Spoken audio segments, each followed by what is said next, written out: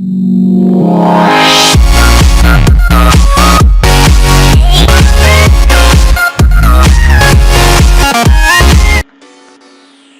zdravím vás ľudia, tu je Crisper, zavítajte môjho ďalšieho videa. Dnes som tu s krátkým tutoriálom, ktorý nezabere vôbec dlhú dobu.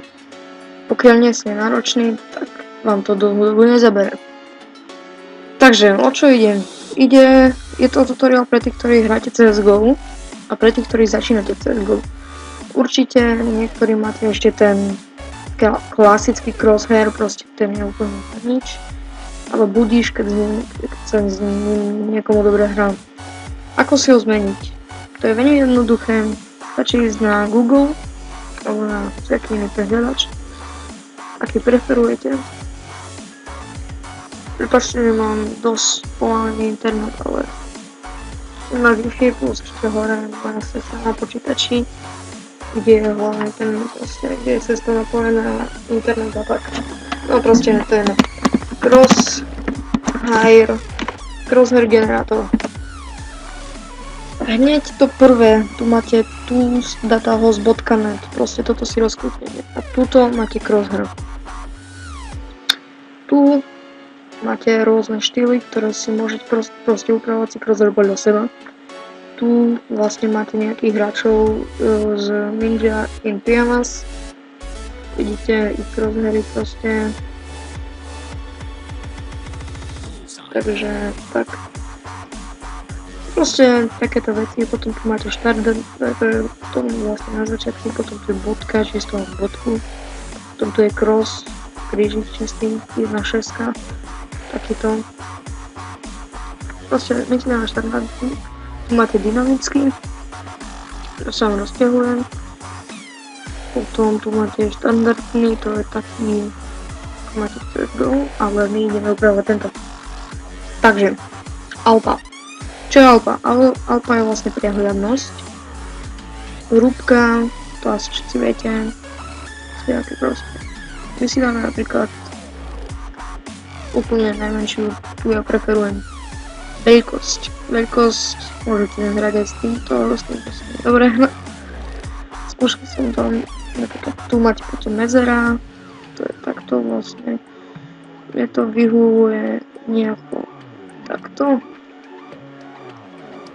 Nie, ako takto proste. A obrys to je, to vás nemusí zaujímať, proste to nie je. To je možno na týchto štandardných blablabla. Tieto veci, toto vám nepomôže. Ďalšia možnosť, môžete si zvoliť farbu, hociaké namiešať si tu farby proste. Červenú, rúžovú, to je jedno proste. To je na vás. Príklad zaujímavé. A máte tu možnosť bodka, a to vám do stredu crosshair pridá takúto bodku. To je tak proste. Proste takto. Bodku ja si nikdy nedávam, neviem prečo. Keď už tak, no tak potom tak samo o sebe, ale tak. Potom keď vlastne si vytvoríte crosshair, tak tu proste, ešte som zavodol, tu máte nejaké pozadie, že ako by to vyzeralo iba na interne. Tu je long, tu je out, nuke a tak ďalej a tak ďalej. Tu máte ako proste môžete sa s tým vyhrať, proste je to veľmi výhodné. Čo ak máte tento crosshair urobený? Niektorí ľudia hovoria tak, že si tu postupne všetko musíte predávať do toho, ale tu nie. Tu máte kopírovať, uložiť premenné config alebo config. Proste toto si označíte, Ctrl+C alebo kopírovať. A to je všetko, čo by ste mali urobiť. Vlastne. Stačí vám toto kopírovať proste, ja napríklad, neviem, ja mám mini crosshair, ja nemám takýto, ja mám podobný, ale proste nemám takýto proste. No napríklad takýto mám ja, podobný, len ja mám inú farbu. Proste ja mám tam takú tyrkysovú. Keď si dáte Jan, proste dá sa s tým povyhrávať, že som hovoril, proste to je len na vás, ako si to urobíte. Napríklad taký to mám ja. No, čo ďalej, ako to urobiť, proste toto kopírovať Ctrl+C, označíte si a potom ukážem, ako vlastne to dať do CSGO. Takže ja sa s vami lúčim, tam to bude nekomentované, tam bude ešte ako zapnúť konzolu vývojársku, ktorá je vlastne podľa 1.6 pod SC a nad tabom.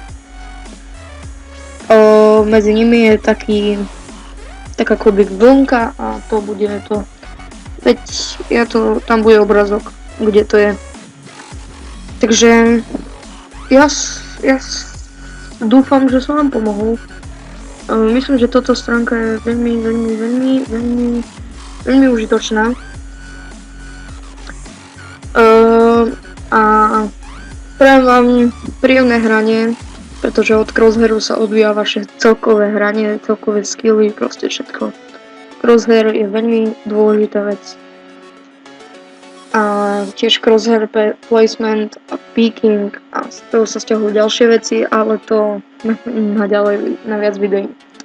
Takže ja dúfam, že som vám pomohol a teraz uvidíte zábery z toho CSGOčka. Takže ja sa s vami lúčim a čus, no.